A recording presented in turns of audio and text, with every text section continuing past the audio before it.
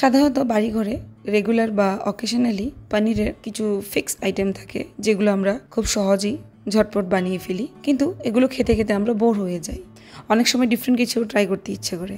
Hello বন্ধুরা, আশা করি সবাই ভালোই আছো। আজকের রেসিপি পনিরের কোফতা কারি। খুবই সহজভাবে বানাবো, যেটা তৈরি করতে একদমই অল্প সময় এবং ইনগ্রিডিয়েন্টস লাগবে, তবে খেতে কিন্তু সম্পূর্ণ অন্যরকম এবং অসাধারণ। চলো শুরু করি। এখানে পনিরের মোটামুটি কয়েকটা পিস নিয়ে নিয়েছি। আমি মোটামুটি হাফ কেজির মতো পনির গ্রেট করে নিয়েছি।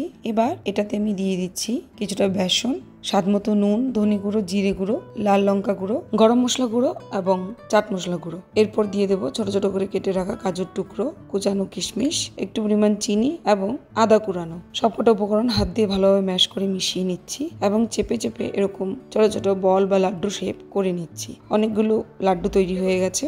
এখানে রসুন কুচিও ব্যবহার করা যেতে পারে। একটা একটা করে লাড্ডু এবার আমি গরম তেলে ডিপ ফ্রাই করে নেব। গ্যাসের ফ্লেমটাকে লো টু মিডিয়ামে রেখে সবকটা লাড্ডু আমি ফ্রাই করছি। মোটামুটি হালকা ব্রাউন কালার হয়ে গেলেই একে একে লাড্ডুগুলোকে তেল থেকে সরিয়ে নেব। এটা কাইন্ড অফ একটা পানির পকোড়ার রেসিপিও হয়ে যেতে পারে, তবে এটা কোফতা হিসেবেই কারি তৈরি করতে বেশি ভালো লাগে। এবার একটা মিক্সিং জারে দিয়ে দিলাম টমেটো এবং পেঁয়াজ কুচি, একটা কাঁচা লঙ্কা, স্বাদ মতো নুন, চিনি, ধনে গুঁড়ো, জিরে গুঁড়ো, লাল লঙ্কা গুঁড়ো, হলুদ গুঁড়ো, একটু পরিমাণ টক দই, কিছুটা বেসন, কয়েকটা কাজু এবং আদা রসুনের পেস্ট। সবকটা উপকরণ মিক্সিং জারে একদম স্মুথ পেস্ট বানিয়ে নেব।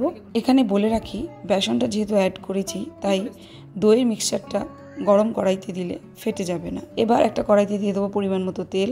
আমি খুব অল্প পরিমাণ তেল ইউজ করে এই রেসিপিটা তৈরি করছি। আপনারা চাইলে আপনাদের প্রয়োজন মতো আরও বেশি তেল বা ঘি ব্যবহার করতে পারেন। তার মধ্যে দিয়ে দেবো একটা তেজপাতা, শুকনো লঙ্কা, এলাচ, লবঙ্গ, দারচিনি, একটু পরিমাণ জিরে এবং গোলমরিচ। মশলাগুলো হালকা ফ্রাই হয়ে গেলে তার মধ্যে অ্যাড করে দেবো পেঁয়াজ কুচি। লো টু মিডিয়াম ফ্লেমে পেঁয়াজটাকে হালকা ব্রাউন হওয়া অবধি ফ্রাই করব এবং তার মধ্যে অ্যাড করে দেবো সেই মশলার পেস্টটা। এবার গ্যাসের ফ্লেমটাকে আমি লো টু মিডিয়ে রেখে কন্টিনিউয়াসলি নাড়তে থাকবো যাতে মশলাটা ভালোভাবে কুক হয়ে যায়। এবার এর মধ্যে আমি অ্যাড করে দেব একটু কিশমিশ কুচানো, ক্রাশ করে রাখা কাসুরি মেথি এবং অল্প পরিমাণ গরম মশলা গুঁড়ো। ভালোভাবে মিশিয়ে তার মধ্যে অ্যাড করে দেব 1 কাপের মতো জল। নেড়ে চেড়ে কিছুক্ষণ কুক করব এবং অ্যাড করে দেব একে একে সবকটা ফ্রাই করে রাখা পনিরের কোফতাগুলো। গ্যাসের ফ্লেমটাকে লো টু মিডিয়ে রেখেছি। খুব আলতোভাবে গ্রেভির সাথে কোফতাগুলোকে একটু মিক্স করে নেব যাতে কোফতাগুলো না ভেঙে যায়। সাধারণত ভাঙার কথা নয়।